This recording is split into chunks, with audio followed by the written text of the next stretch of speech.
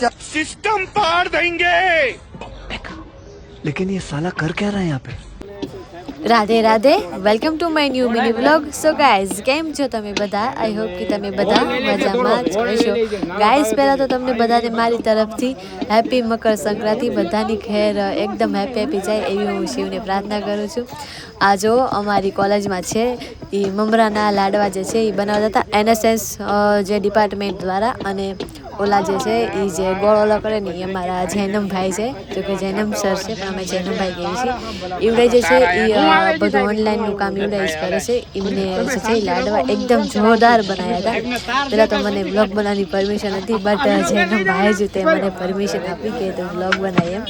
આ લાડવા તમને એમ થતું છે લાડવા છે એના માટે, તો કે બોટાદમાં જે ઝૂંપડપટ્ટી છે અથવા તો જે પછાત વિસ્તાર છે ત્યાં ઘણી નાના નાના બાળકોને લાડવા છે, ચીની છે, શેરડી છે, તેમજ ઘણી બધી વસ્તુ જે છે પેકેટ કરીને અને તે લોકોને આપવામાં આવે છે.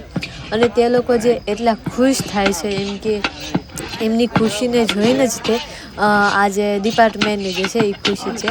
તો હેલ્પ ફોર